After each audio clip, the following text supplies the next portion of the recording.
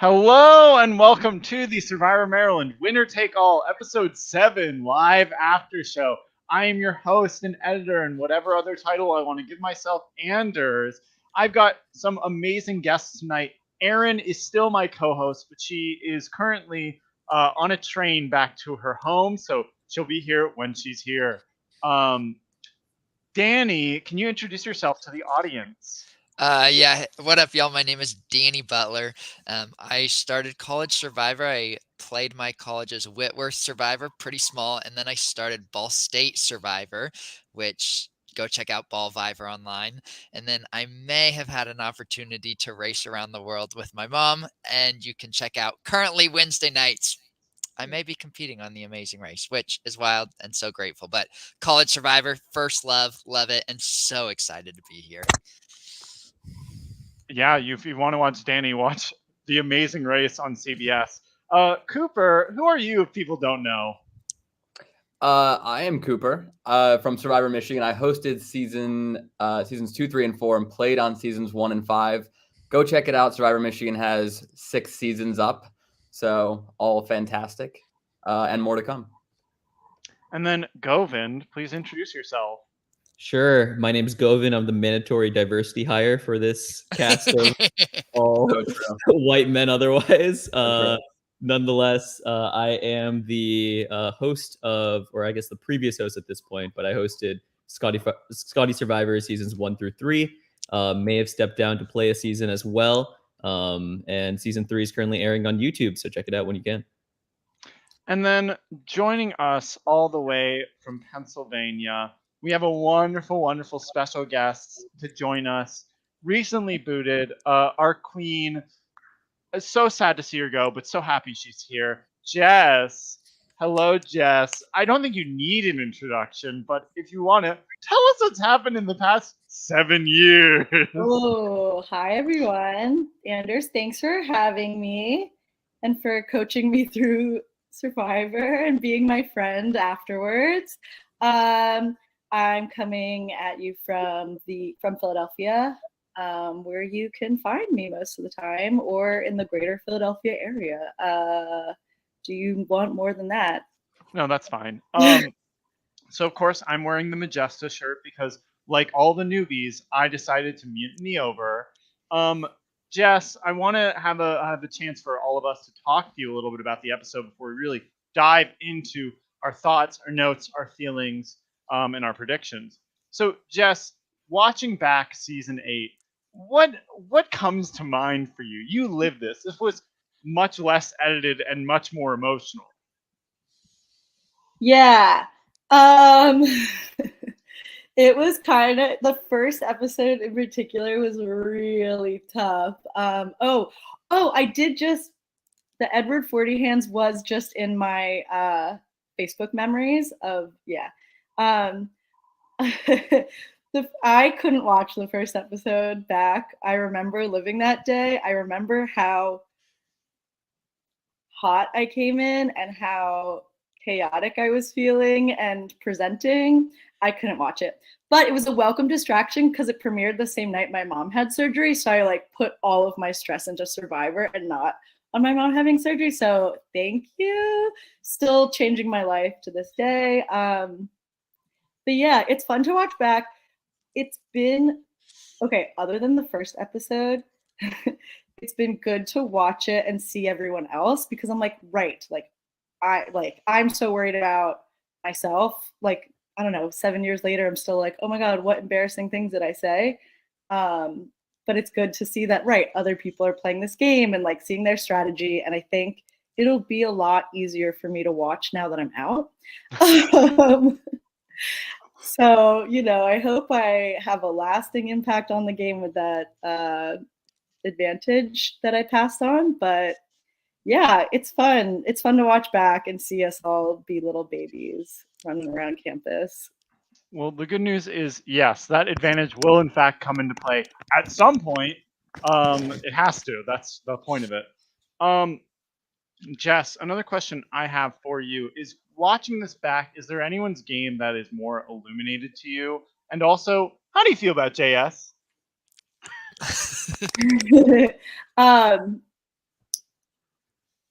I think in general, watching it back, I like realized how, and I felt this while I was playing also, that like I was playing at a 5 and everyone else was playing at like a 8, 9, 10, which is like fine. I was not a Survivor fan coming into it. I only watched like Austin's season and like talked to Micah and Josh and some of my other friends for like some tips, but like I was not at the level of other people. And like that's, I knew it then, but like it's really obvious to me now.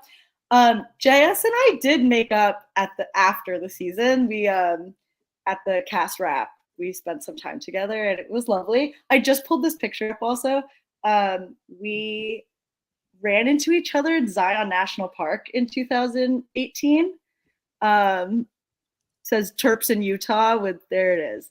Like on Angel's Landing, I spotted someone with Maryland flag paraphernalia, which is very big. Obviously, you see that when we play. And yeah, and that was very funny. We were just like kind of on the same road trip. So we smoothed things over. Wow. We messaged a little bit at the beginning of the season also, so it was nice.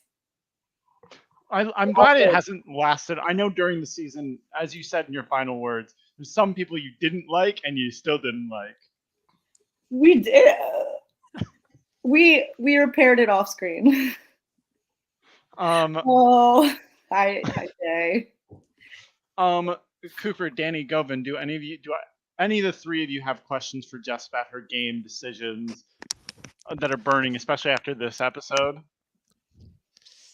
I think I'm interested. Oh, go ahead, Cooper. No, you go for it, Butler. I'm interested to know, like, what was that final decision to like mutiny over? Like, based off some of your relationships with the returners, like, what was the final straw that's like, all right, I'm gonna step forward? I think it was like just a lot of weighing the options of who I would be on the bottom, like of, and like if I trust who I trusted that would like bring me up with them, hopefully, and I made the wrong choice. I do think I probably would have gone home clearly if I hadn't mutinied and stayed on that and we had lost for some reason. Like, you know, like I was just like, I put myself in a lose-lose situation, I think. So I do think I put a lot of trust in Andrew and Michaela, and to put it eloquently. Okay, along those lines, do you feel like you trusted the returnees more or the like newbies? Because you voted with all the returnees, obviously. So I was kind of surprised when you mutinied over. Yeah,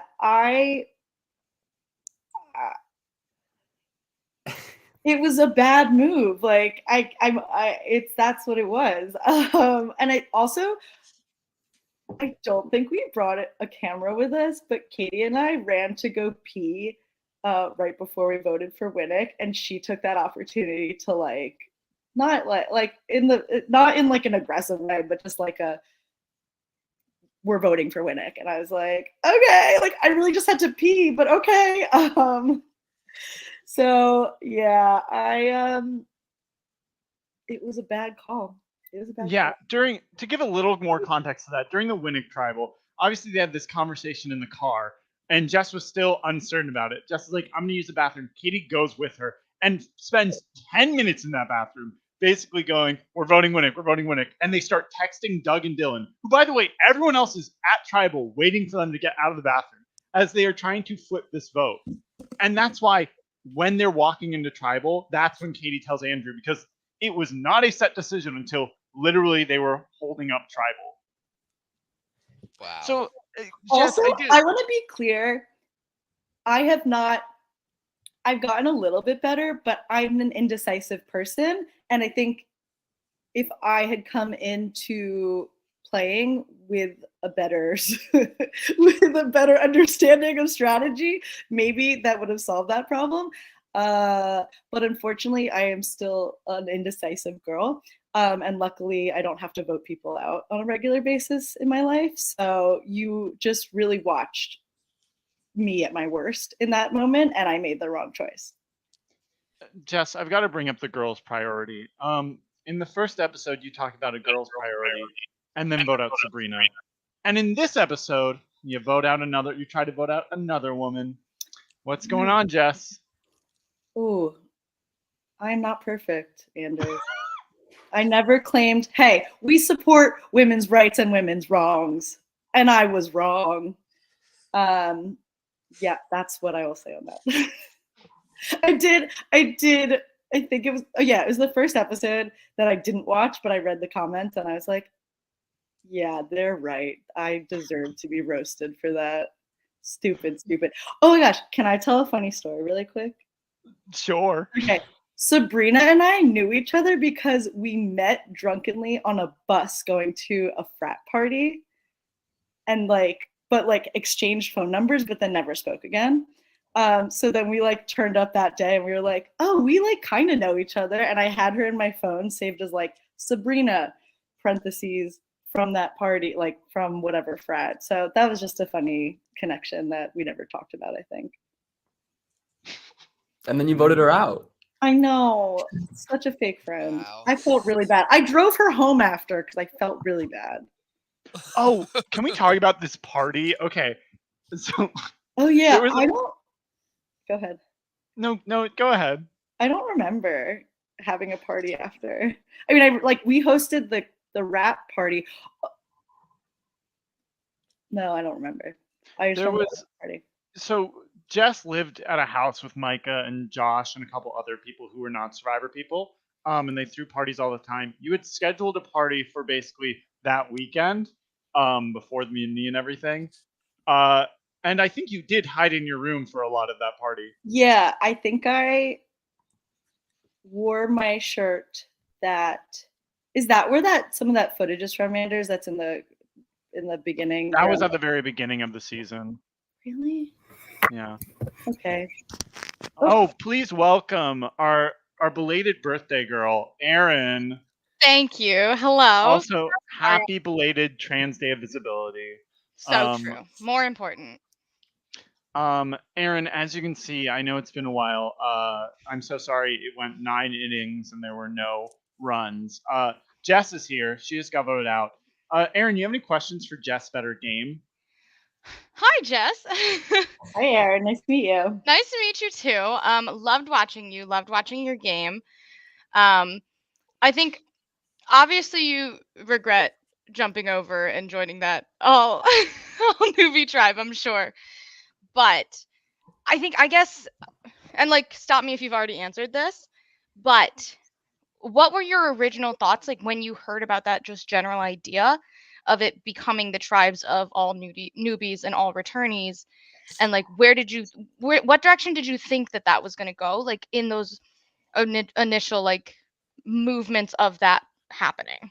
Yeah, I think, and this does kind of touch on the question that I think it was Cooper asked before, like finding that out right beforehand did make me question my relationships and like how strong they were with the people that were returners, which I think now, yeah.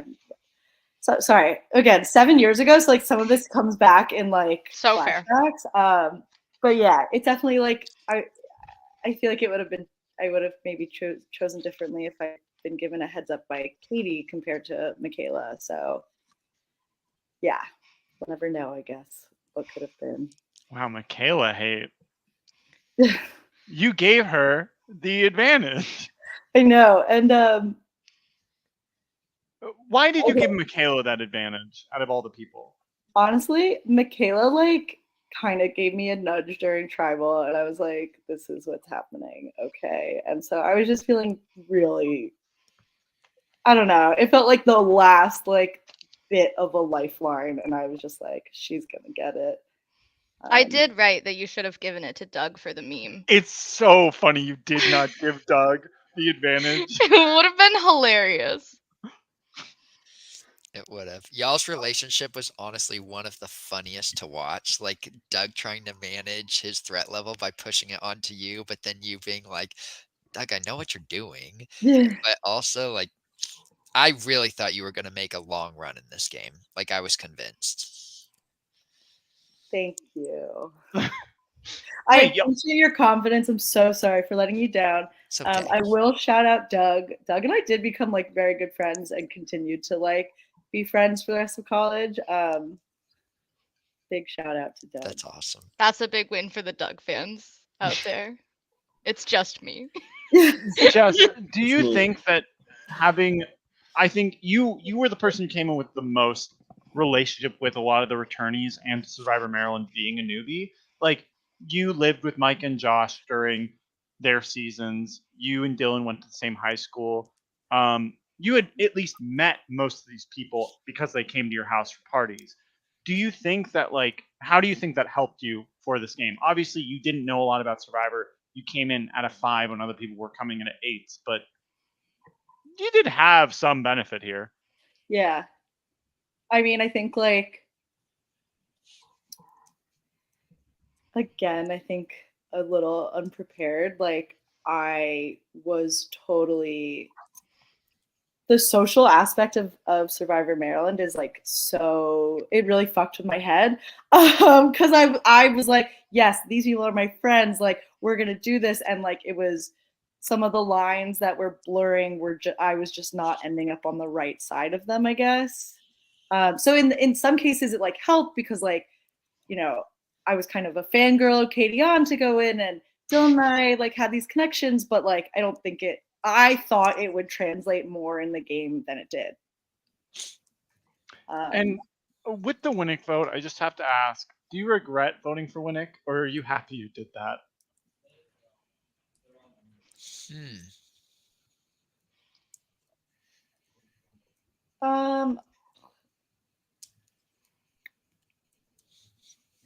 I mean, like, if we're talking strategically, it set me down a very bad path.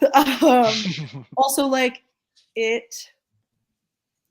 I'll say I regret it. I think he will be mad that I said that, because I think he was very mad at me.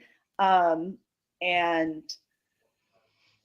I think it's like what I said before, like, it just ties back into the fact that like I didn't have a strong strategy, and my indecisiveness was like not taken advantage of, but like the other players played me, and that impacted Eric Winnick. I'm so sorry, Winnick, if you're watching this.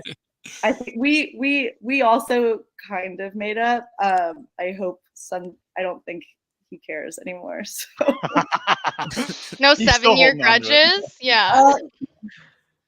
Eric Winnick, hit me up if you want to be friends, but also it's okay if you don't want to be friends. Did you have a favorite challenge? I realized I sat out a lot of the challenges that I played because I mentioned this earlier. I was going back and kind of skipping through some of the episodes to figure out a timeline of like what else was going on in my life while this was happening. And I got to the episode where like everyone else is running and I'm just standing there and I'm like, oh girl. And then I think this episode also I sat out of the challenge and then we lost and then I got voted out. It's like, that's pathetic. You sat out of the one where you had to put together the symbols. Yes. And I was out of the one where they like blindly, you have to like yell at someone. Blocks? Wait, were you not playing that one either? Oh, you weren't. No, you didn't do the blindfold challenge either. But you did do eating. And sumo. Actually, it's really, which are both things that I like.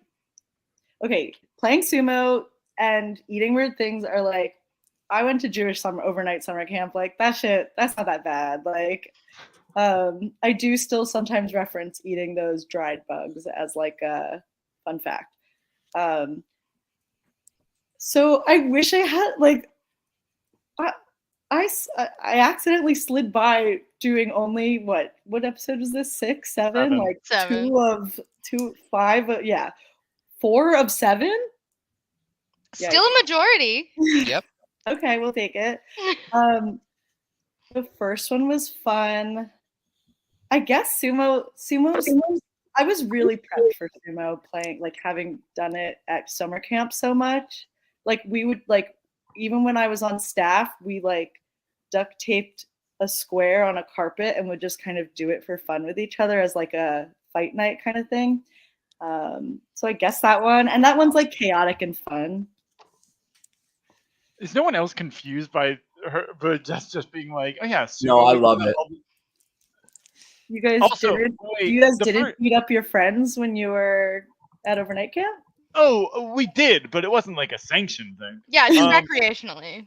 Also, the very first episode, something that haunted you for the rest of the game, when you decided to be like, I'm gonna mess with the other tribe. Why? We're so good. Okay. Whew. Oh no, I just like I'm trying not to turn red.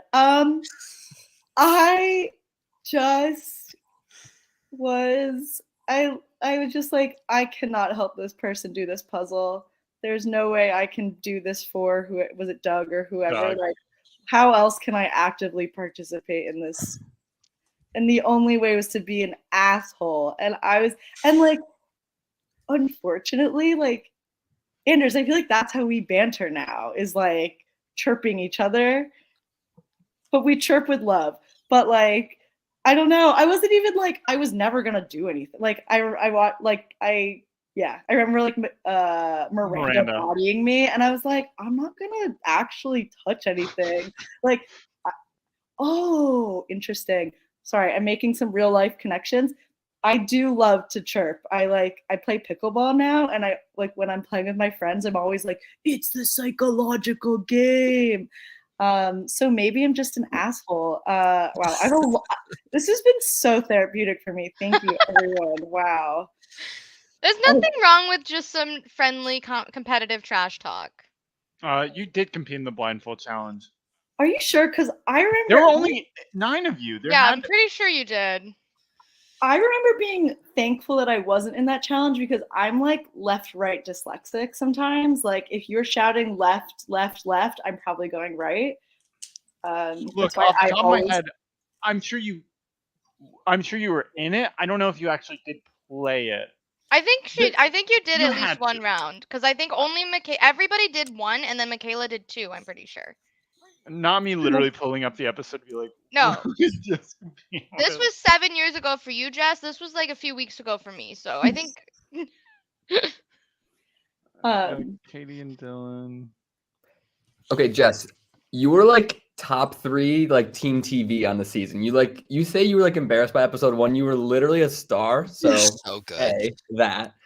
But my question from that is like, who was the most fun to play with? Because you seemed like you would be really, really fun to play with. You, JS, Meisner, to name a few. There's more. But to name a few. Ander at my Meisner comment, but we'll get there. Yeah, I actually like don't think I interacted with Meisner at all. Never. Who's Meisner? So true, Danny. Danny, no. Wait, is that Andrew? Oh no, Meisner was the kid who Eric Meisner is the guy who stripped and also wanted Katie out. Yeah. Meisner. Yes. I really like Katie. Katie was always fun. I feel like she always brought a good energy and like competitive spirit.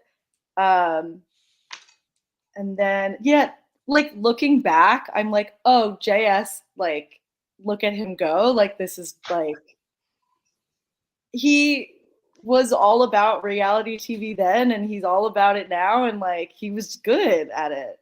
And I think I let myself, especially like our little bickering thing, like I definitely let myself get into it more because I was like, oh, like showmance, show feud, whatever. You heard it here first. Actually looking up the whole time. You have to get your airtime.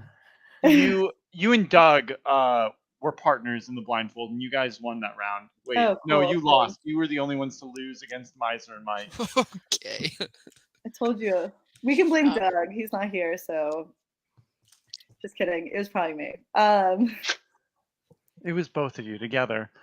Well, does anyone have any final questions for Jess? Oh wait, also Anders was always the most fun at challenges. No, I wasn't. I'm gonna just say I'm Anders' biggest fan. I think he made the challenge. He made everything fun for me. Aww. Also, like got me through the rest of college by being my friend. I love Jess. She almost played season 7 and then dropped out of it, and then it was like please do season 8. And she No, said, you okay. you didn't cast me on season 7. Is that what happened? I thought no. You said you didn't want to do season 7, and No, then you- season. No, because Drama. no. No. Wow, No. Anders. You fully dropped out of season 7, and then season 8. We're like, okay, now I can play. I believe Jess personally. What's Same. the That's not true, Ellen. Yes. Her web connects us all. I get it. All right. Well, Jess, you're welcome to join for the rest of this. I don't know if you want to. We're going to be talking a lot about the game and about your Okay. choices. Can I stay and then just dip when I'm ready? It's also 10:30. It's 11 on the East Coast. I'm a sleepy adult. Well, Jess, thank you so much for joining us. I absolutely adore you. I hope you enjoy the season more now that you don't have to watch yourself in it. Katie will still be here. JS will still be here. And all your favorites, like Michaela, who you gave an advantage to. I hope she uses it well. But thank you so much, Jess. And I mean, we'll be in contact. Bye Okay, bye. great. Thanks, everyone. Nice to meet Hi, you. Jess. Great to meet Nice you. to meet you. All right, now that she's gone. All right, so let's get reactions about the episode. This is a long one. This is a crazy one. Can you believe a mutiny was played? Who saw that coming? No way. After last episode, that was crazy. Anders, can I ask a question about the mutiny? Sure. What stopped the fans from just forcing a merge and just like all mutinying and then By getting? fans, do you mean the newbies? Yeah. Sorry, Yeah. yeah, the newbies, the people Govind who said fans fans versus favorites. seems to collectively despise. So they knew about this. That if they all stepped forward, it would have been a random swap. Oh, okay. Because it would have just been like, all right, if you want to be all in a tribe of 14, I'm just gonna make it 2 random tribes of 7. I didn't announce that to everyone, but it's like Eric knew that, had told people, and then McQuad knew about it somehow. I don't remember if I told them, but the idea was they could have done that. I don't think they wanted to. So the other option was, how do we make this mutiny work for us? Totally makes sense. And then how did the tribe swap advantage? Could people have mutinied and then Miranda had played the tribe swap advantage to put egg roll back on? Not on the same challenge. So, Okay. as they said in this episode, a plan could have been next episode. Let's use the tribe swap. Okay. Or they could have done it this episode, and then Eric could have mutinied next episode. Gotcha. But as you'll find out, there won't be a tribe swap this season. Yep. I gave them so many opportunities to do anything with the tribe swap, and they refused. They said we're staying in these tribes. Counts as some sort of Why swap. would they? They had their little group. Yeah, Why exactly. I think it would have been so stupid for them to swap. Why I think every use it? time they were like, we'll do one more vote and then we'll swap. I was like, literally, why? As long as you have people that are not in your alliance still on your tribe, why would you want to swap? Just pick them off. Yeah. Well, y'all Okay, are way JS. too. Wow, what's next? You're gonna throw a challenge? Yeah. Okay, so last vote, we see Mike taken out after Eric's incredible gambit of having fake game changer. How do we feel about Eric in this episode? I mean, he finally played his mutiny. So sad. Like, I loved that he played his mutiny, but he was just sitting there like, I'm a bad player. Like, I'm just so like I was like, you're not though. Like, he played last round so well, I think. And then he's just like he's sitting there trashing himself, and it just made me really upset. He gave me Jake from last season of Survivor vibes of like, I can't do anything right. Like, I can't do anything right. Like, when will I do something right? And I was getting, I was laughing, but he did great. He pulled a mutiny and it was successful. Got all the returners to one tribe, and we'll see how that goes. Was that what he wanted? I don't think Was that's it what he successful? wants. I don't think so at all.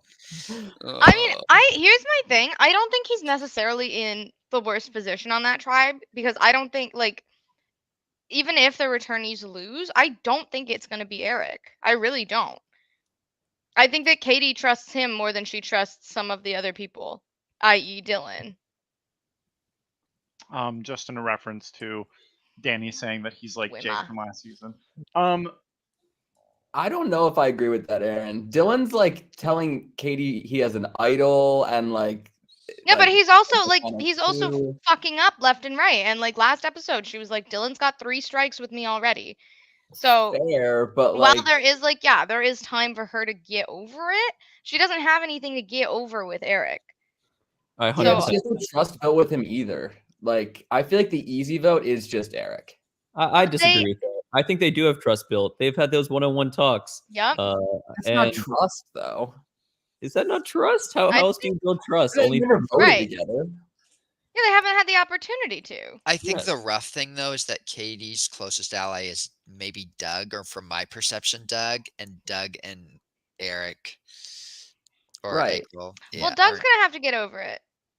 But yeah, Eggro's gonna go after Doug that vote. Probably not Dylan. And Katie's not gonna do that. I don't think Eric is gonna. I don't think he's going to try to push anything. I don't think that would be smart of him. I And just like don't see him maybe if working he with that. genuinely is the bad player he thinks he is, then he'll go in there and try and push something and screw himself over. But I don't see a reason why he would go into a tribe of people who have been together and be like, "This is what I think we should do." Like that just would not be smart. It's Katie, what are we doing? True, but I think he would have come in hot and said, "We're doing Doug." I don't think so. Speaking of the Doug and egg roll of it all, first, egg roll by far my favorite character this season. Like he makes this so worth watching. I am absolutely loving every bit of content that he's giving, and he's so endearing. It's like very, very nice to watch. I love what JS did at the beginning of this episode before, like directly after the mic vote off, where he goes over to Eggroll and is like, "Hey, me and you, we still have a common enemy in Doug. Like we can make this work out." JS, like he's crazy in many ways, but has like the tiniest bit of like solid gameplay masked by all of his craziness, and I kind of love it. It's like I agree with you, and I think that that's like a good thing to do. But he's done that after every tribal. Like I know, after and the I love Fates it vote, every he goes single over to time. Eric, and it's like It's obviously worse. he didn't mean it then. Why do you think he's gonna mean it this time? But it's worse in the past. Yeah, and the thing is, he probably means a little bit of it, but they are the ones that every single, like, based off the edit, they're the ones that turn on JS. They go, okay, we're not going to work with him, instead of, like... He's never gonna... Oh, Danny, don't even go there. No, I'm Don't sorry. even go there. The Sorry, fact Danny. That's fully crazy. No. JS and Tony were never working with Eric and Mike. They were absolutely... I agree, but they definitely didn't even give him a chance. It was like... It was fake. He never gave them a chance either. He was never going to ever work with them. That was His always every confessional, he's like, I will kill all of the returnees. That's he's said, that's my whole personality. That's what I'm here to do. My hot take, JS is playing a fantastic game. With his personality, he's never going to be able to fly under the radar. So you might as well just go big or go home. And he has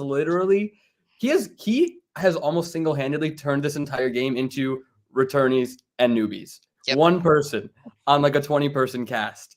And that is impressive. And he has convinced Eggroll and Mike and Faith multiple times that he is with them after screwing them over again and again and again until there was only one left and Eric was finally like, I should probably not be on this tribe anymore.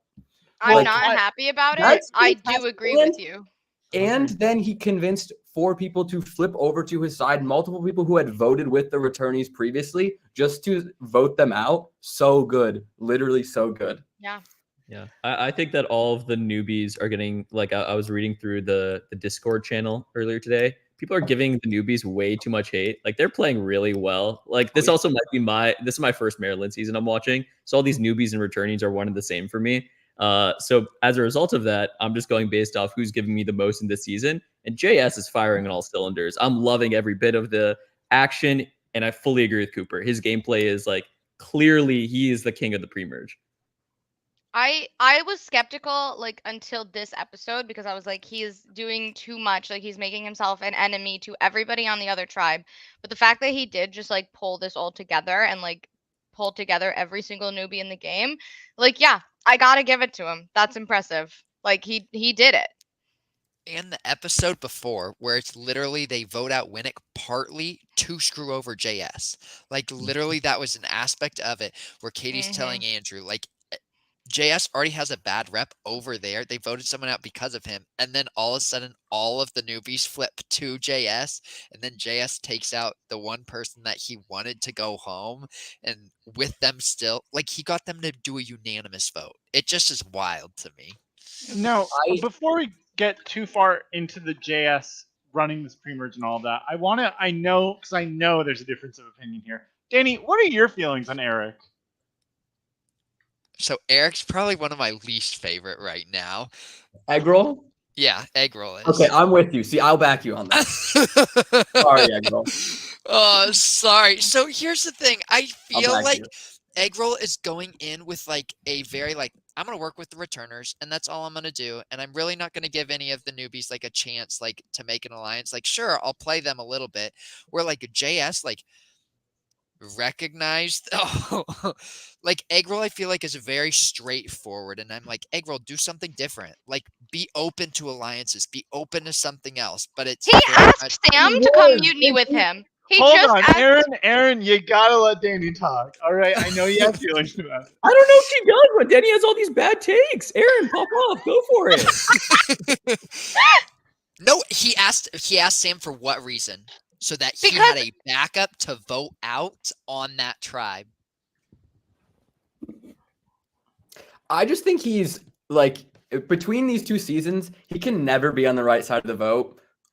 Call it what you want, but eventually at some point you just got to say, I don't know, kind of on him. Like, And I don't know he what said you as much. He would agree with you there. He is not a good player. He said as much. He said, I would have to hated agree that with because him, I though. don't agree. I don't agree at all. I not think a it's good less player. He his doesn't have fault convincing. this season. It's less his fault this season. Props to McQuad because they came in hot and were basically like, all these returners have to go. So he was cornered into working with his returners on his tribe. And Totally then two get of them that. quit.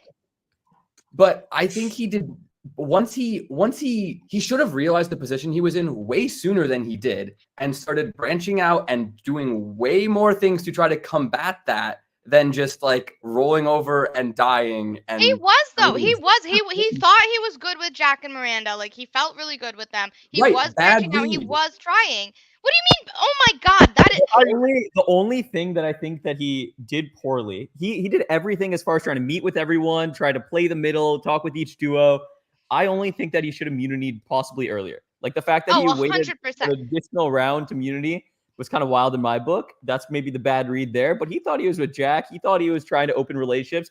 And then he convinced so many people of this like bomber idol or whatever that suicide bomber, yeah. Yeah, which is insane that people believed him to begin with. Props to JS again, my king, who was able to suss that out. But everybody else was like, "Oh my God, this Eric dude is like playing out of his mind." Eric also did have. Eric also did have good. They did. A couple That's what of they them. said. Jack and Miranda definitely did. Mike, he's just going to use it on Mike. The same result's going to happen. No, that wouldn't no. I don't think he should have admitted that it was fake after Mike went out, because it's like, why would you not just save that for yourself whenever you get voted out? Why would you ever play something like that on somebody else? Well, I think he said it was only good for that one round, was what he said. That's what he told people. No. What he did not. It's fake game changer. What he said was he could use it on whoever went home. He could use it on them, or he could use any it round. went home. Any round, yeah. It was a fake game changer. This wasn't real. Yeah, he did not set the round thing. Yeah, And yeah, I don't know why also don't get your game brain on this. It's not real. Yeah, and also I don't know what why Cody he didn't say okay. Also what Cody said in the chat, I completely agree with. Like, Eric did have some good reads. What was terrible for him as well is that he had Mike in his ear, who refused to believe anything that was correct and was always like, "Oh, JS is with us, whatever." Like, Mike was constantly in his ear telling him all of the wrong things. I will say the story of Majesta for the pre-merge is that Eric and Faith are both playing really good games. The issue is them and Mike get locked into a returney thing where they think they are a core and they just need to grab a few numbers. They have the game. And that sort of comfortableness, this thought that they have all the power they need, is what leads them to get outplayed here.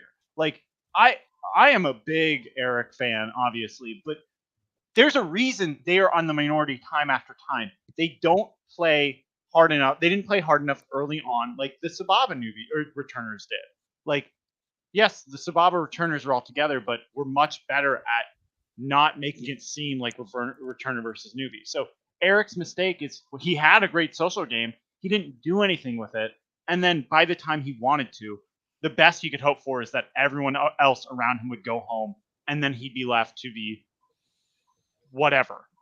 I don't know if I think it's fair to compare the two tribes so like 1-to-1 like that, because one tribe had somebody like, unless you're saying that the other Eric was the person who was trying to beat the drum of the fans versus faves, or sorry, returnees versus newbies. But basically you have this JS figure on one tribe who is going to ensure that all of the newbies see these people as their enemies, whereas the other people on the orange side don't have that figurehead. They had Sabrina and they had Eric Winnick. They had two people try to do that exact same thing. One of them, the dumbest player in the game. As said by multiple people. Extremely sloppy, if that's the comparison we're trying to make. But I think they looked sloppy because the returnees on that tribe, like Katie and Doug, were way stronger players and able to integrate themselves. Doug was not. Doug has been on the chopping block every single round. Doug has done himself really no favors. Jess was looking out for him. Cooper, you're trying to tell me that Sabrina and Winnick are the two like gifts of God players that were outplayed by these like Obviously not. Get him, Govind. Why are we attacking Sabrina and Winnick? All right. Haven't they been doing enough? But I'm saying with Thunders in the sense that the returnees on Sababa did a way better job from the jump in making it not returners and newbies, getting in with enough of the newbies right away to say, look, let's just mix this up. Even though that wasn't their plan. They successfully did what Majesta returnees couldn't, and they grabbed enough numbers to vote with them right away. Yeah. And the Majesta returnees couldn't do that. I will say one of the things that Eric is giving, though, is good confessionals. Like, his confessionals are actually, I really enjoyed them, and I'm like, you have an understanding of what is going on in the game. You just can't execute anything from my point of view. Yeah, 1000%. We do get a comment from him in the comments. Yeah, not that I don't like Eggroll. I don't want it to come off that I'm anti him as a person, but I agree with his own statement that he has not played. He's such a victim of circumstance, though. Like, I agree they didn't get in early enough. It would have had to be week 1, because after week 1, JS had those newbies on lock that it was newbies versus returnees, and then Sherry quit, and then Meisner quit. So it's like, where does he have to go from there? Fair, but so much of the pre-merge is played in week 1. Like, it just is. The relationships and dynamics get set. Yeah, but you can't. It's just like, yeah, but then it's not his fault that like this alliance is making fake fights and like doing whatever, and JS is actually pissing his allies off, and then they're like, you know what? But I guess we're still gonna work with him even though he's doing crazy things. That's not Eric's fault, and he is trying, and he's trying to build those relationships. It's just because of the narrative that's been written for him. And the relationships he's built have kept him in the game. Yep. You know, be mad as look. Eric is he is a Schrodinger's player. At all times, he is the worst player and best player. He is simultaneously always voting incorrectly and having no allies, and yet not the target of the vote. Always a possibility, but not targeted. Even here, he plays his mutiny, which, and this is my philosophy and why I put in 100 advantages. You use it or you lose it. These people have these advantages. They keep getting more, and they're like, but I'll wait to use it. Why? To do what? To go where? I'm like less mad that he waited to use it and more mad that he told JS about it. I mean, like that was a big fumble for me. Is again, like that bad. You're already mutinying. Like, just yeah, that's one bad thing he did. I agree with that. But in any case, what you want from me? Let's talk about that. The fact that last episode, I think, they played the mutiny, I don't know if anyone from Sababa would have flipped. Maybe Fish, but probably not. This episode, we get Majesta planning out what to do. Let's talk a little bit about how McQuad handled all this, how they got Sababa to do it, and how we feel about the Sababa newbies making that call. should the Sababa newbies have done it at all? Like, do you think they would have survived in that 5 returners, 4 newbie? Do you think it would have been easy returners majority? I think Jess and Andrew survive over there. I think they vote egg roll first. They already voted with him. What are the returnees going to do? Flip on the only numbers that are working with them in the game? No. Yeah. Like, I agree. I think Jess and Andrew are fine staying. And I think the only way they should have gone over was like not to build this whole like, oh, it's returnees, it's a full tribe of returnees, a full tribe of newbies, and like if we win, then they have to vote out a returnee. It should have been, if you come over with us, this is what we'll do if we lose, and it won't be any of you. If that was the setup plan, if that was like what the Majestic newbies were pitching, then I could understand why they would all jump over. But the fact that it was just to like play into this newbie versus returnee game, which doesn't fit in the narrative that like Andrew and Jess have been playing in, it doesn't make a lot of sense to me. But I would argue that's what they did do. Like they made it clear that Sam would be the vote. Like I don't think they did that before the mutiny though. I think JS kind of did. It's there. He There was did some, with like he did with Fish, I think, was like that's kind of Yeah. what he was saying to Fish. But I'm not sure that if that, I guess Anders, if you could answer this, if that like kind of bled into the other people. I mean, you hear Tony say that, first of all, Majesta isn't a tight 5, which is I love the lies they make up, which is so obviously, what are you fucking talking about? Like, have you looked at the vote? Oh, Yeah. we're actually not that tight of a 5. Shut up. And then JS is like, yeah, we have Sam. She's an easy vote. It's like, I guess from the perspective, if you're a newbie, the idea of, sure, they were going for returners. Once it's all newbies, like Sam is the easy vote. But also, part of your lizard brain needs to go, there are 5 of them together. Why would they cut off one of their own to work with me? Like, I love that for me. I don't think that makes sense. But I guess overall, I'm sorry. JS did talk to Winnick, and Fish likes Winnick, so JS is probably good to work with. My overall take is Fish and Michaela should have kind of been screwed either way. I feel like they were going to be in the toughest spot, and they actually also did a very good job of making sure that Andrew and Jess came with them. I don't think they knew it at the time, but I think that significantly helped them because they were always going to be the targets before them. So the people who really should have been in trouble were kind of Fish and Michaela, I think. But Jess and Andrew getting convinced to come over. Andrew, I give a little bit more of a pass because he has a relationship with Tony, so he probably knows he's fine. He has a relationship with Katie, he probably knows he's fine. So he can kind of do what he wants a little bit because I think he's safe either way. So it really just ends up being bad for Jess, and as you see, it is bad for Jess. Yeah. Yeah, at the end of the day, like Andrew, it kind of played out, or what it looked like is that is that about egg roll? Yes.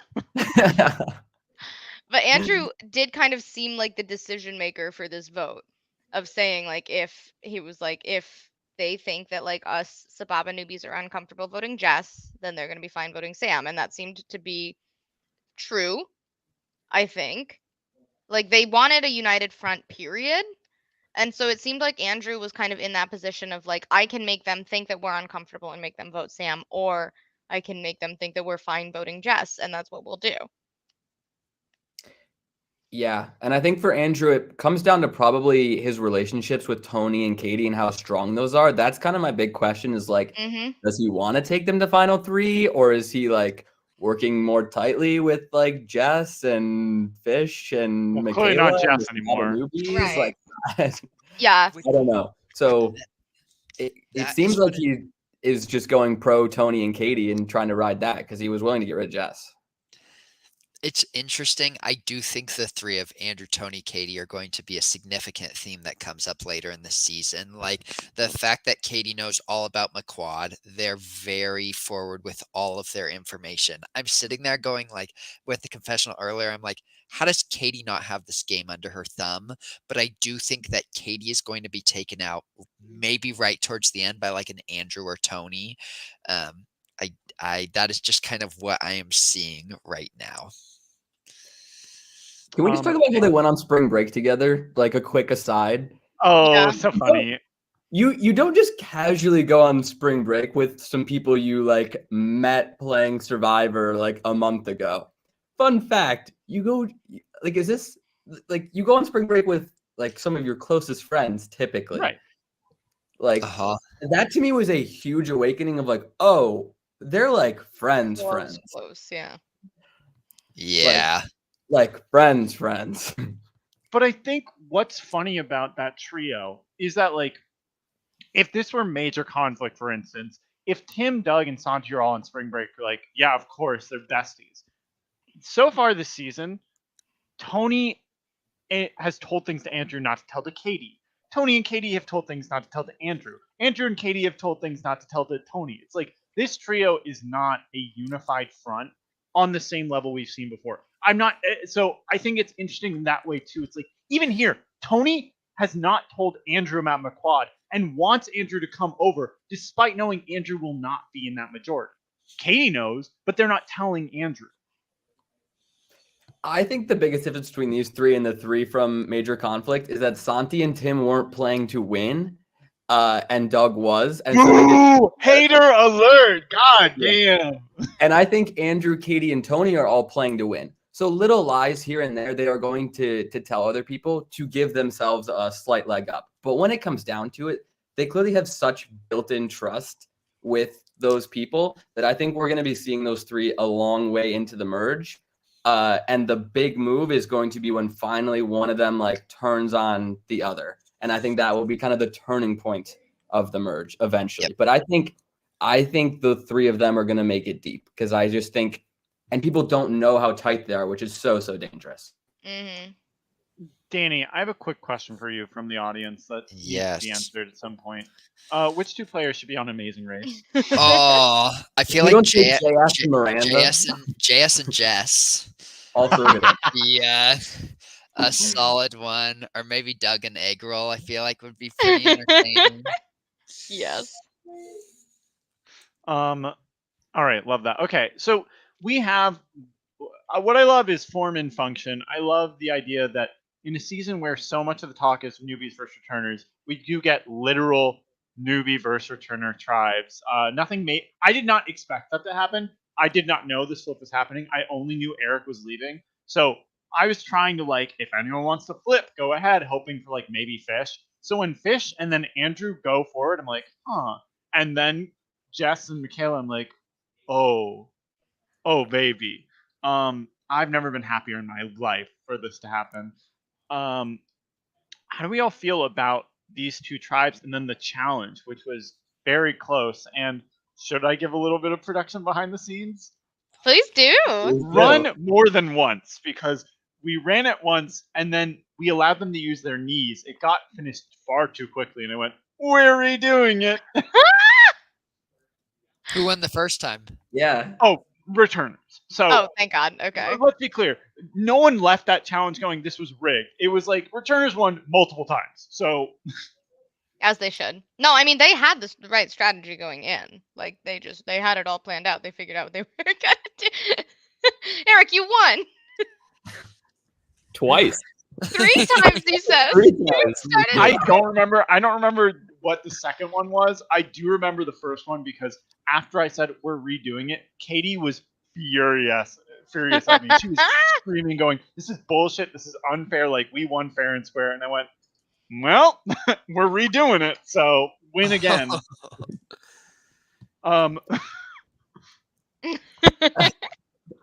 Highlight of the challenge was, I want to say it was Tony who had JS and who was it? Andrew, just like koala bear hugging him, one on each side, and just like stomping across the field. And I lost it. I just about lost it. That was crazy. So funny.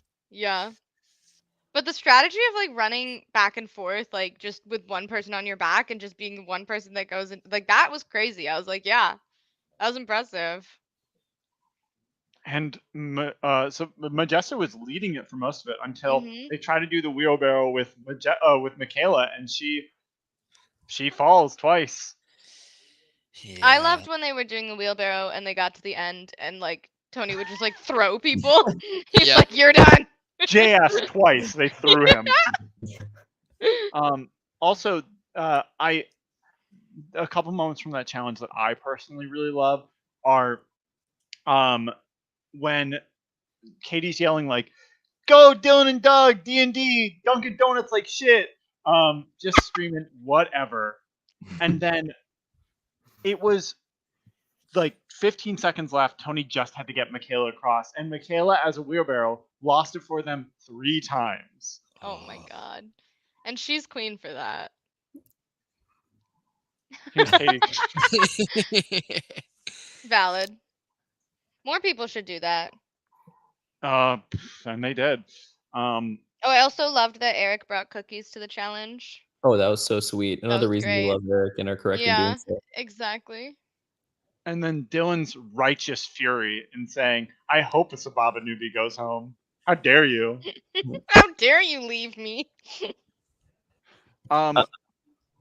So I go ahead. was a little bummed because I do think it would have been really interesting to have had a Returnal tribal council there. Like, I was secretly hoping Returners to lose, but because I think that Dylan's idol would have come out, I think that it would have been an all-out scramble, in my opinion. But I think it would have been really entertaining. We have a great question from the one and only Matthew Israel, Yay. which is also, if Jess had stayed. If the returners lost, I have no idea who would have gone home. It could have been Eric as an easy vote. It could have been Doug. It could have been Dylan. Honestly, like, that's up to Katie telling me which way she would have pushed for. Because Yep. She had I don't control. know. Exactly. Katie, answer it in the chat. Who was going to go? Because we know it was all you. Well, she would have been the only one to fight for Eric. So if she says it would have been Eric, it would have been Eric. Is what I mean. Like, Morgan and Dylan were all but ready to just cut Eric. Okay, so we have Majesta lose, which I was so happy about because I was so tired of newbies being like newbie versus returner. It's like, well, you can't do it anymore. Yeah, thank God, me too. How do we feel about the strategy from them this episode? We hear from McQuad, or at least 3 of them, that they'd be willing to vote out Sam if that would keep everyone unified. We have Sam in multiple scenes talking about how well she's playing this game. What are our thoughts on all of this? I was eating up every Sam stairwell meeting. I was like, yes, give me more. They were still, like, other than her one with JS, I think they were still all in a stairwell, which I love her commitment to the bit. And I love and appreciate it. And I did right. I was like, this is Sam's winner edit. Like, it's happening. I was mentioning to Anders before we went live. I'm like, this is giving my like Dylan of Survivor Michigan, like just little clips of him like saying. I'm like, is this Sam's winners edit right now? Who knows? Absolutely. I will not have Sam compared to Dylan. I won't stand for that. I will defend Dylan. Where I'll hop in is first, I love the fact that the newbies were all like, we need to keep it unified. And I think that Reed was 100% right, especially given that we see that they're going to be merging soon after, or at least doing this like quasi merge in the next episode. Having that united front, especially when all you're preaching from like the JS front and people in that similar alliance, that we all need to be united against the returnees. Finding that commonality, may that be Sam, may that be Jess, was exactly in my mind what they needed to do. But I want to give like some flowers as well to Jack. I think that we were talking so much about this trio that knew each other before the game. And sure, Jack might have known Sam before the game, but the way in which she's playing so well with a bunch of people she's seemingly meeting for the first time is brilliant in my mind. And I hope that we're watching a Jack winner edit much more than a Sam winner edit. Teach their own. But like, you're going on the bottom row. I'm so sorry.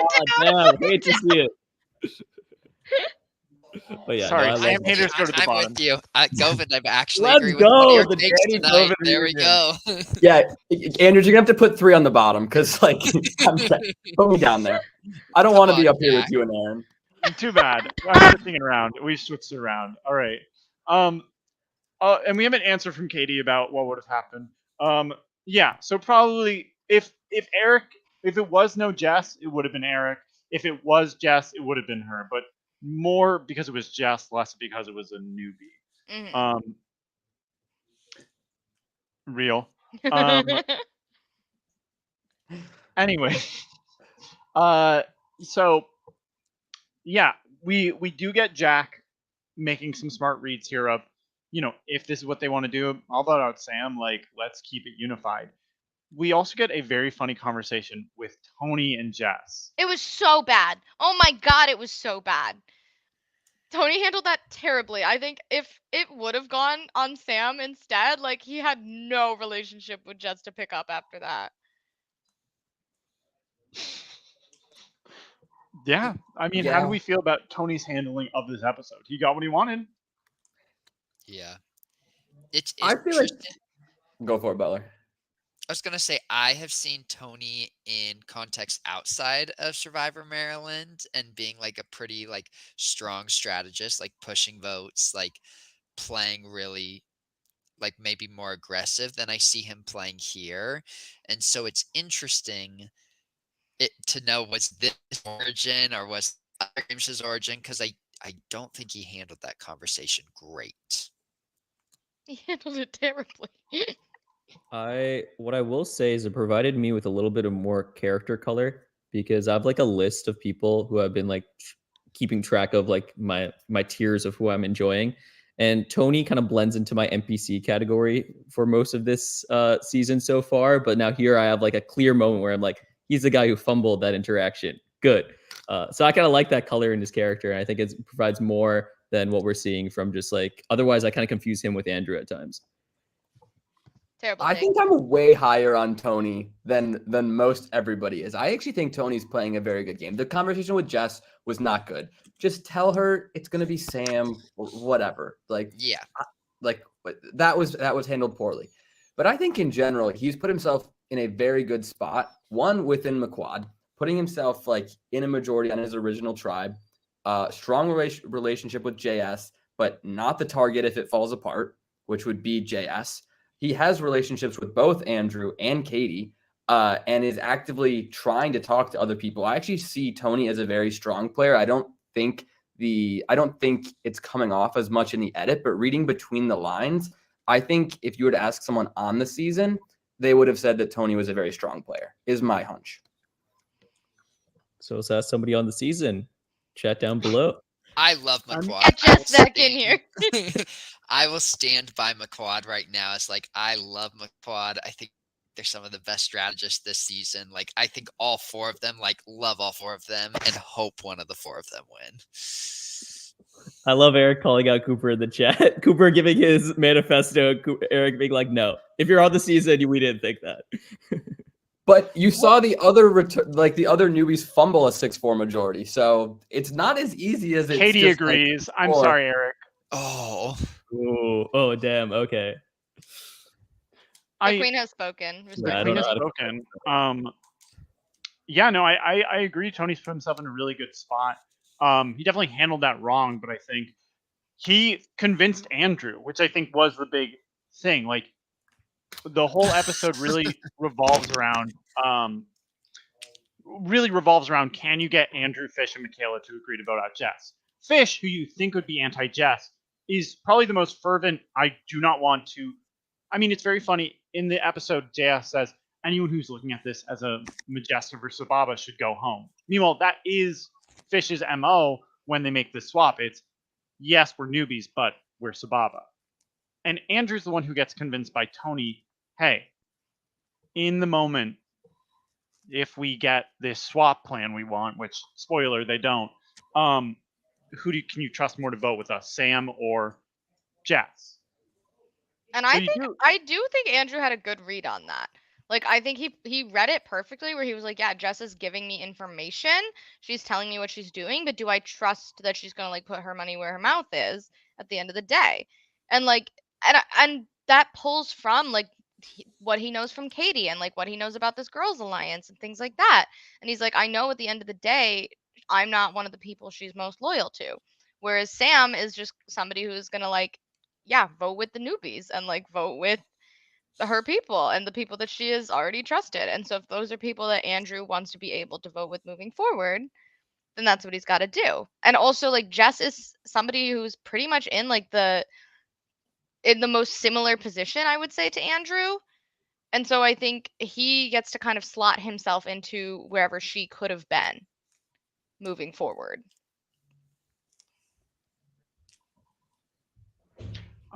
Let's talk a little bit about JS in this episode. I mean, we talked earlier about he's been playing them pretty much great.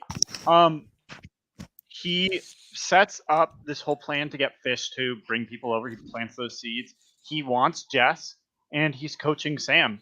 And at the end of the day, Jess goes home. How are we feeling about JS? Erin? I mean, I hate it, but he is doing well. Like, I don't think Tony's playing poorly. I think he's playing the third best game in McQuad. I think it goes JS and then Jack and then Tony. Where's Miranda? She's fourth. Which we also haven't talked about Miranda's safety without power. No. That she No. got. Removal idol. Sorry, removal idol. Safety without power. But Look, if we're gonna call the other one the Black Vote, which that's its name, we gotta call this one the removal idol. I did not write Black Vote in my notes last time. I wrote Emily B's advantage. But Who?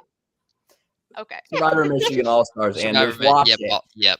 He knows. I watched 100 hours of it, and I don't know who this person was. Clearly But not no, enough. yeah, JS is doing like tragically well.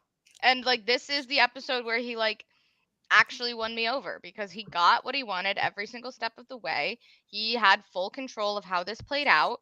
He made it happen. He made that entire like collective of newbies come over, and he's got people in lockstep with him.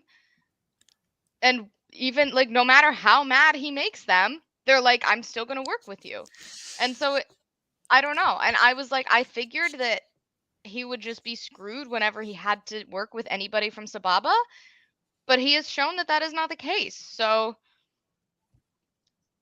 do I like him as a character? No, but can I respect that he's doing what he wants to do? Yeah, and he's making it work, and I have to respect But I will say, he's playing great TV. Like, and I know JS has this mindset of like going into the game, it's a game, we're playing Survivor. I don't know what Survivor Maryland's prize is, but sure, it's like, hey, it's going and playing a game. And the fact that JS is giving us like entertaining moment after entertaining moment, like, it's just really funny to watch. I also want to address what Eric and Lee are saying in the chat as well in regards to, is JS playing well or is just everyone around JS playing really poorly?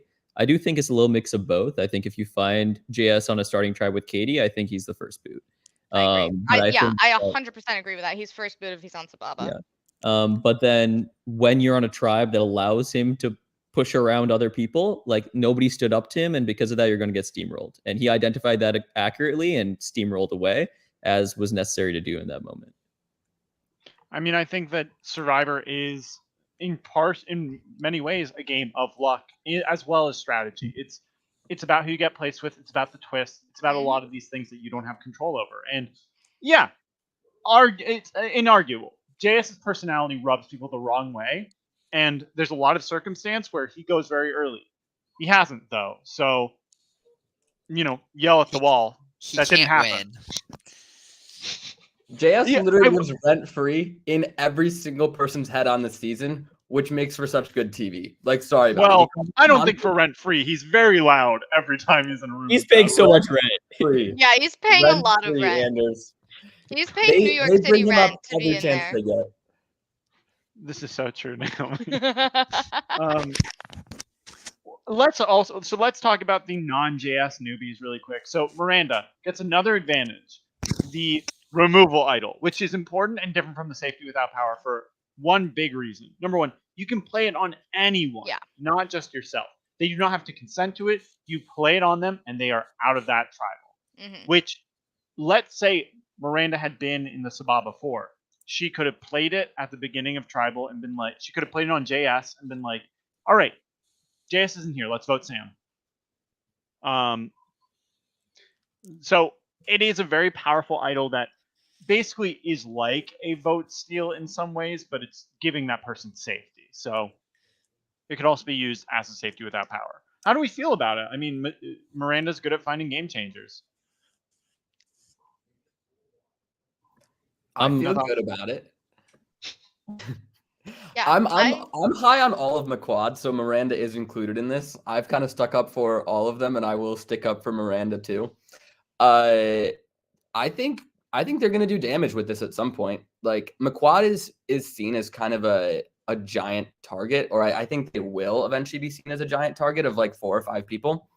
But if the other people in the game allow them to get to like 8 or 9, this advantage could be extremely useful. So I think in that scenario, it could really help her. That's where I see it coming into play most. But yeah, I like it as an advantage. The question is, how is Miranda going to use it? Is she going to decide to use it for herself, or is she going to decide to use it for this alliance? Like, what is going to be her goal? Personally, coming into Merge, I would love to see everybody start playing for themselves. That's what I would love to see. And I think that, like, it's already a very good step that Miranda has only told Jack about this and not all of McQuad. That makes me feel really good and really confident. And I really appreciate that. So that makes me hopeful, cautiously hopeful that Miranda is going to start playing for herself and use that to do so. Miranda seems to have the killer instinct that I think a lot of Survivor players lack. At least that's what I get from her confessionals. I don't have a ton to back it up from as far as her like voting history is concerned, but to make a Scotty Survivor reference that 2 people in the chat will understand, she gives me like kind of like if we're taking Pokemon evolutions, like the pre-evolution of Ola from this season of Scotty Survivor. They both seem to have kind of like that cutting energy where they're going to do what's best for them. But the thing is, I just hope that she grows into being able to distance herself from just playing in Jack's best interests or someone else in her alliance. I'm very happy she told Jack about this because I think together they will be able to figure out the best time to use this. 2 heads are better than 1 in this scenario, especially with like it's not just a simple extra vote. Like it's a semi-complicated advantage. You could use it in multiple different ways. So I think I love her building trust with Jack here. Not that they didn't have a ton of it, but I love her building that trust. And I think together they will find a good time to use this. Yeah, I will say I'm totally here for like playing as a duo. Playing for a whole alliance of 4 is a little rough, and especially going into Merge, I don't think that's what you want to do. But playing for yourself / a duo, that's what I'm here for. That's what I would like to see. So maybe this is a little bit of a hot take, but I think Miranda's the better player between Miranda and Jack. I think something that I have, I think something that's really interesting is in interactions where it's been Miranda and Jack and someone else. Jack is always the one who has a harder time, like keeping a secret, controlling like the where I see Miranda has done a great job of being like, yeah. And people walk away from a conversation going like, I trust Miranda and Jack. And then in confessionals with Miranda, like I'm like, wow, dang, like Miranda, I think you do a really good job of deceiving people and you stick to a plan. And I think Miranda is actually the one that has Jack under her thumb. And Jack's like, Miranda, I'll do what you want. I don't think it's Miranda wanting to do what Jack wants. I think maybe this is just what I've seen, but I think Jack has had more at least like individual conversations with people. She seems to have more like individual relationships outside of that. Like what you're saying is like Miranda is kind of attached to like Miranda and Jack, whereas I feel like Jack can be her own person. I think Anders, correct me if I'm wrong. There was a whole segment in the first episode of Jack meeting with like every single person on their tribe and like everybody loving Jack, and I think that has carried over, and that's probably why people feel she is a stronger player, and I feel the same way. Like I don't think that she stopped doing that week 1 just because we haven't seen it in the next 6 episodes in detail. Like I guarantee she's probably still doing that, and I think that's why she's the way stronger player than Miranda. Well, we see that episode 1. We see in episode 2 and 3 and 4 her building that relationship with Faith, even though it's fake. And then episode 6, we see her worried about breaking it off with, or episodes 5 and 6 talking about breaking it off with Egg Roll and like maintaining that. But I think at this point, Jack's, spread of connections has diminished greatly because she's found her alliance. But I don't think you're wrong. I think that's a great take, Danny, of like Miranda is a much more outwardly confident person. So in this stretch of the game, like Miranda's much better at hiding things than Jack is. But I would say that Jack is. I think that I don't think there is a malicious like I'm using this other person. I think they are a duo that wants each other to do well, and they're not so much like I can control the other person. They're very much like Yes. I can trust this person. Let me share information. And yeah, Miranda's more outgoing, but I think they're both. All decisions are made together. Yeah, and I think that's a great duo too because they have such different strengths that like it really works.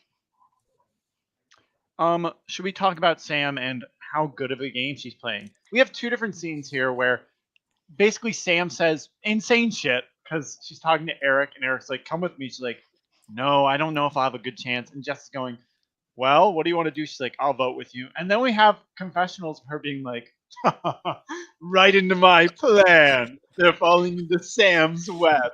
And we get a confessional from JS going, "She's my protege, and she has a great ability to lie."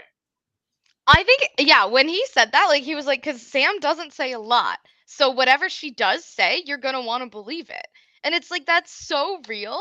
And she had me convinced, like, in that conversation with Jess.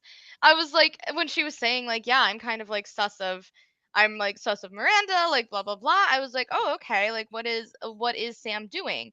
Or like, I don't know, like, what are her thoughts? Like, is she thinking of like flipping, blah, blah, blah. But I'm like, then she comes in the confessional and she's like, listen, it's called playing the middle. Erin's great at playing the middle. Continue. But yeah, I think I just loved it. I thought it was great. And yes, Sam take all. I was like, this is Sam's winner edit, and I love to see it. And I loved when she was like, these Sababa newbies. She was like, I don't know these people. I don't trust them. I don't like them. And then like in her voting confessional, she was like, I was just starting to like you too. She's got you smoke too. What does she really feel? I think it's being built for when Sam makes the finale, us to think that Sam might have a chance. Wow, not she might have a chance. Damn. You think Sam makes the finale? Is that what you just said? Yeah, I think that there's a chance that she's losing finalist. Yeah, I 100% agree with Danny. Like, we're trying to. Anders is a wonderful editor, wants us to believe that everybody has a fighting chance. I still don't know who Morgan is, but I'm sure they'll get a fighting chance as well at some point. But at the very least, Sam's a rootable character, and I enjoy watching her. She's fun to listen to, but I don't believe too much in her win equity. Well, she was getting good like POV too. Like you had Tony or like somebody was saying like she's super smart, like she's intelligent. She JS. oh. And then Well, Fish no, but was referring to it was it. Fish, yeah. Like yeah. JS said she's super smart, and then immediately went. And then was like she's a volunteer firefighter. Like yeah. She's awesome. She seems really she cool. She seems sick. Yeah. Yeah. No. I mean, Sam doesn't have a lot of scenes because number one, she's busy. She is a volunteer firefighter. She is in a bunch of classes. She was getting baptized. Doing a lot of things. But playing Survivor, she's doing it. Hey, I'll say this. Didn't go home. Voted right. And she didn't know 3 of their names. That was so... I literally said on an after show, she trusts this person, and doesn't know the rest of their names. And I'm like, I knew. I saw this coming. Also, Cooper, how do you think she goes? Unanimously at like 11 or something. Something stupid. Like... It's gonna be an awful episode. It's gonna be like 10-1 by Sam. I think it has to be after JS goes. Like I don't think unless JS has like a very good reason, I don't think he lets Sam go. She probably doesn't go that early because I think they're gonna pick off a few returnees first. But like, I don't see her making the finale. She's not playing. Like once you hit the merge, the game speeds up and it will catch up to you. Like, I don't see it. I've just got to say this. Haters stay hating. And I think it's the funniest part of all this, and I just remember so vividly her just being like 1, 2, 3, Jess. And if I'm Jess, it's like, you bitch, you're voting for me. How dare you? But the also, one name you know. Andrew's confessional where he goes, if I'm on Sam's side, she's working with me. She doesn't know who you are, brother. Like, she literally, you could be walking in the street by her. She would not know you were playing this game. And you're trusting her. I think that's the moment where if I'm on Sababa and Sam doesn't know my name, I'm like, we gotta flip. I'm sorry, Yeah. we're voting you out. Yeah. Yeah, my take for Andrew actually is, like, I imagine him and Tony had a conversation, and it was basically like, yeah, we need to stick return or newbie strong, pick out all the returnees. But if you're Andrew and Tony, I don't even know if that's like the direction you want to take this game, given that, especially if you're Andrew, you not only have a great relationship with Katie, but you've voted with all the returnees before, unlike almost none of the newbies. So I don't know why you want to take that direction of the game. If I was Andrew, I probably would have tried to put my foot down, and knowing that I have a relationship with Jess, like, make it Sam. Because it sounds like Tony was just going to do whatever Andrew eventually wanted to. They were obviously pushing for different agendas. But I think if Andrew puts his foot down, it's just Sam. And I think he probably should have. Whose foot is going to stomp louder? I always think JS's foot is going to stomp louder than Andrew's. Even if Andrew pushes one way, I think JS is going to like pound until Tony gives in. The rest of JS's alliance was like fine with voting Sam is the thing. So I feel like, and like they've shut him down before, like when, you know, like they have shut him down before. So I feel like it felt like it was up to Andrew to me. I agree. And I feel like at the end of the day, not the woman, not Kiki Palmer. Yeah, I was like, also the human version, Kiki Palmer is in fact human. Also, there's a whole conversation happening where, because Sam knows 5 of the 8 names she had to know, it's good. Well, I would hope she knows the 5 people that she's been working with this entire game, and the one she's voting out. Is it going to be too overwhelming for Sam at merge to like have to learn all these people's names? What do we think is best for Sam? She might have to write down JS eventually. It's gonna be the last name she knows. Last name she knows. I hate to tell you this, and this isn't going to make it into next episode, so I have no issue.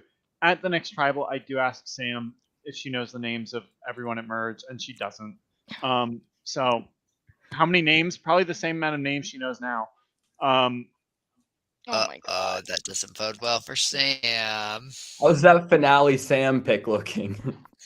Not great. You know what? You don't need to know names if they're the one voting for you to win. Preach.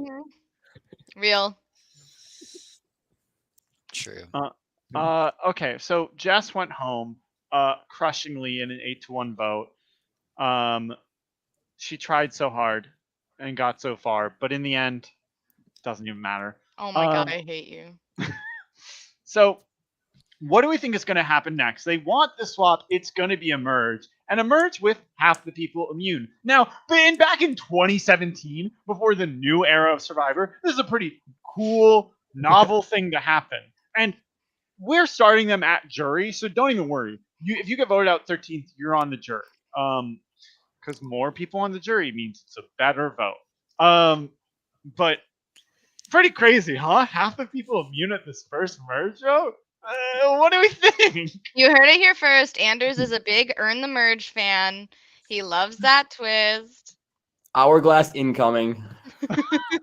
When Sam is the one of... Well, there are 13, so it won't split evenly. So the 13th person goes to a separate island, and they get to use the hourglass if they want. And that's going to be our Erica. Who's going to be? Sam? It's going to be Sam. No, we're going to get like a Morgan. Or Michaela. Yeah. I do think my top 3 winner picks right now, like in what's going to happen, is I think Andrew gone. And then JS.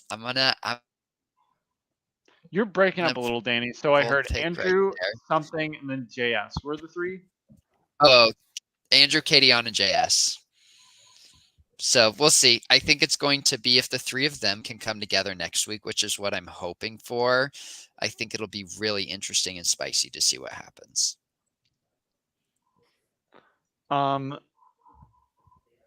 I mean, do we think there is this question of there's still so much of the season left. This is only episode 8 of 16. So really, if you think you know what's going to happen, I promise you don't. But there's a comment that's basically, how do we think the returners can make up this deficit? They're coming in 8 versus 5.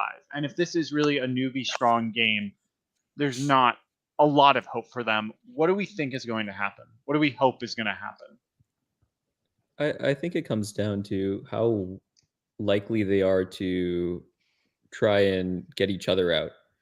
Because if like Doug and Eggroll go into the merge saying, okay, I need to strike first, then they're just going to play into whatever sort of agenda the newbies have. And the only person who will survive is Katie on because Katie has connections with the newbies. Or if they're able to tackle this as a more united front and try to see the divisions that are already present within the newbies, then maybe they have a fighting chance. And then hopefully they turn on each other, maybe come like final 9, final 8, something like that. I think there's a path, where if Dylan makes that a team idol and tells all of the returnees, like, hey, I have this idol. They figure out who the newbies are going to vote for because they don't have the numbers for a split. They figure out who they're going to vote for, and they at least get one that way. And then they get Andrew to flip back over. Maybe Andrew brings over Tony or something like that. I think that there is a path for it. I don't think that they're necessarily like dead in the water. And I think that they are most of them are smart enough to try and make something happen. Speak on it. Who isn't? Well, Katie is for sure. Doug is smart enough. I don't know that like this is not his controlling, like he's not as in control as he was last season, obviously. And I don't know that he has the best read on the newbies. And Dylan is simply not. He's clearly not had an idea what's been going on this whole time. And I am a big Dylan fan, but he has no like savviness about how this game is going, truthfully. So I think the fact that he's the one with the idol, like it might tank them. I'm not gonna lie. What's your thought on Morgan? Who? Wow. It's because she's a woman. Hear that? Erin's girls' That's priority, it's dead, just like Jess. She said the girls' alliance is gone. I don't have to care about them anymore. I don't know why you came on here expecting me to root for the women.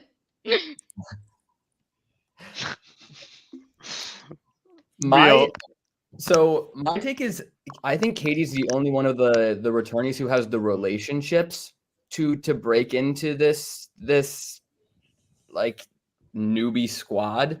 I think the returnees in general are capable enough to try to split it like the newbies, and you're obviously going to have to just split them and say, if you're the Survivor people, you can't go, like they're going to pick you off, like come back with us. I think they're going to try that. I don't think they're going to be successful right away, but I think the ones who have relationships with them will still be okay for the time being, like Katie. The biggest issue with Katie and her win equity is always just like, who is going to let her get to the end? Like, I don't see it. Like, if this is her first season, or if she didn't win her past season, I think she's still my winner pick at this point. So to say a returnee has no chance, I think is tough, but they're in such a tough spot. There's such an anti-returnee movement. And I think the returnees in the best spots have the biggest targets, and the combination of that is going to be really bad for them. So I believe that a newbie is winning this game. I think some guy has a very strong point in the chat. I think Dylan's the key out of this. If they want to get out all collectively, which Anders seems to very much disagree with. I disagree with the Dylan is the key part. I do agree. No, I love that idea. Hear me out. I think that Sam and Dylan could get along so well once they get to know each other. So here, I don't think they ever will. Sam won't invest the time in getting to know someone else. They've already reached their maximum number of names. But I think that they could really vibe, and then Dylan will think that they're controlling Sam when Sam actually is just following along as controlling them. Mm-hmm. Exactly. And then so Dylan and Sam is kind of my dream show, man. So I'm not gonna lie. But I think people will see Dylan for somebody who is thinking they're doing more than they actually are and take advantage of it. And I think that will actually play into Dylan's favor because Dylan will fall forwards positively. I think Dylan's just too paranoid of a player, sadly. I like Dylan. I just think that He's idol's going to get he's either going to use it at this first one, or when they pick off a returnee, he's going to use it the next one and be like, I think it's me. I And think that he's idol just is going like to go this poof, weird, real quick. but he's this weird balance of paranoid and confident is the thing. Like, I feel like he's always fighting that inner battle in himself of like, I am the best player here and like everything is going to go my way, and like just telling people what to do versus being like, oh my God, they're coming for me or whatever. Like, it's just, I feel like inside of him are two wolves. One is super paranoid, one is super confident, and it's just which one is he choosing to go with that day. Andrews, remind me, how long did he hang on to his idol in the first season? Well, he played that at the first tribal, but important to note, at that tribal, it was 8 people versus him, Daniela, and who was the other person on the bottom? Oh no, sorry, it was 9 versus him and Daniela. So he had to use that idol. Fair. I just think he's going to get into a similar spot in like a vote or two, and he's going to have to use the idol shortly anyway. Like, I don't see that idol being used long term to benefit any kind of returnee group that's sticking together. But when does the drunk Tony game changer get added? We bring back Tony, not the one from this season, from season 6, and he gets to artificially choose tribes again and get to say pussy at least 3 times. And then he gets to kiss Faith. And then he gets to drunkenly make out with Faith. Yeah. Okay, so let's talk about who we think is winning. Oh, are there any other moments of this episode that you put down in your notes or wanted to talk about that we haven't so far? I just want to throw in for like 2 seconds. I think that the newbies' plan to use the swap at the next challenge was very good. It's obviously not going to happen, but I think that was a fantastic plan. And I'm sad that it's not going to get to happen, because I think the returnees would have been in a lot of trouble if they had been able to do that. That plan did involve putting Tony and Andrew on the same tribe as Katie. So, yeah. Yeah, I don't know exactly how they were going to split the tribes, and I think Katie was going to be fine either way because Andrew and Tony are going to protect her, along with probably a few other people even. But I think a returnee's going no matter which tribe loses. Even if you put Katie on a tribe with whatever other returnee, that returnee's just going. Yeah. Any other thoughts, Danny, Govind, Erin, looking at your notes? We covered all my notes. Yeah. Let's talk winner picks. Erin, how are you feeling about Andrew? I'm still feeling great with Andrew, honestly. Yeah. I don't think that this was a terrible round for him. Like I said, I think he gets to slide into whatever position Jess was possibly going to get moving forward. Now he is like, I think because he is the one that made this decision, that means he looks really good to the Majesta newbies. He's obviously good with like the Sababa newbies, like maybe less so with Fish and Michaela, but I think after this vote, like especially Fish being like, oh, I'm still like Sababa newbie, like I still prioritize that. I think he's in a really good spot. And then obviously he's good with Katie. And so I think that I think Andrew's covered from a lot of angles, and I don't think he's going anywhere anytime soon.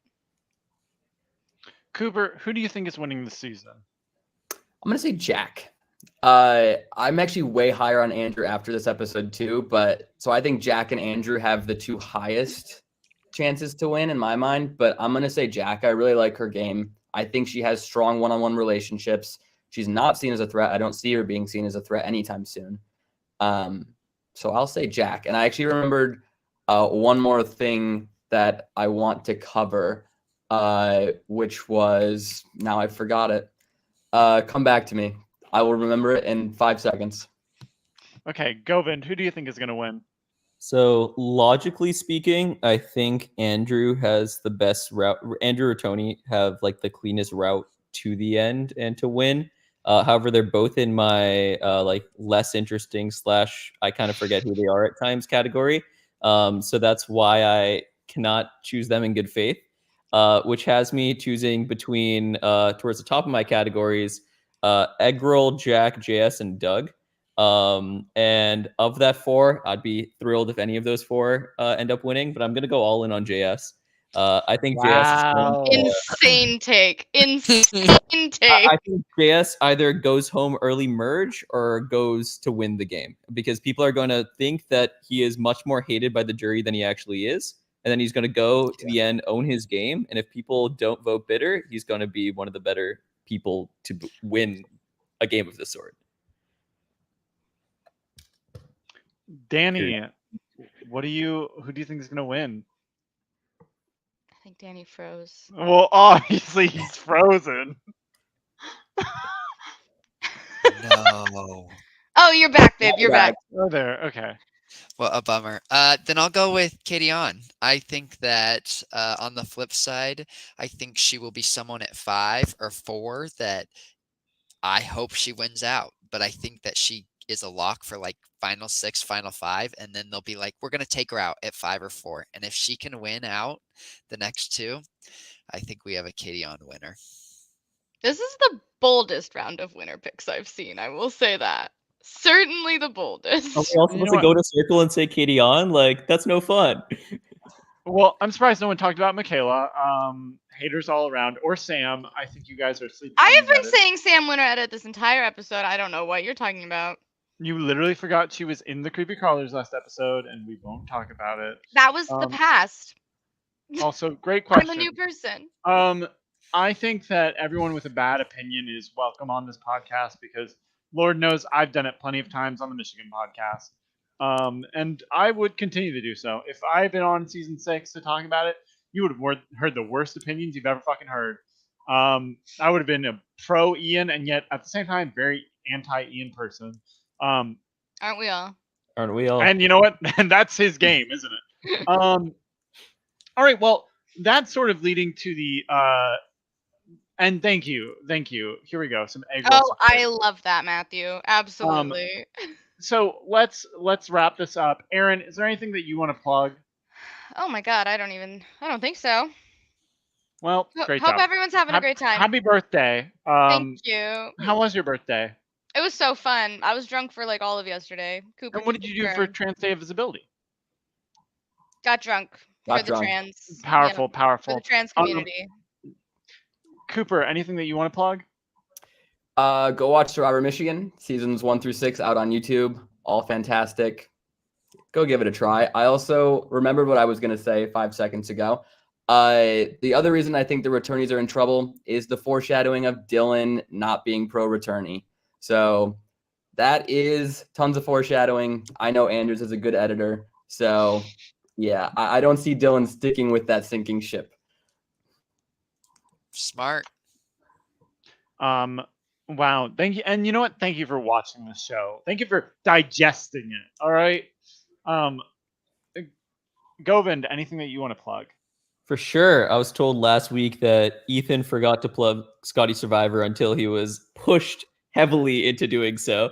Long story short, Scotty Survivor is Survivor at Carnegie Mellon. Highly would recommend checking it out if you've made it this far into this recap podcast.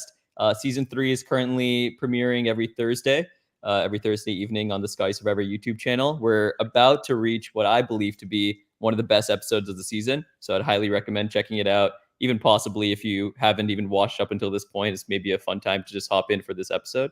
And yeah, beyond that, thank you again, Anders, for having me.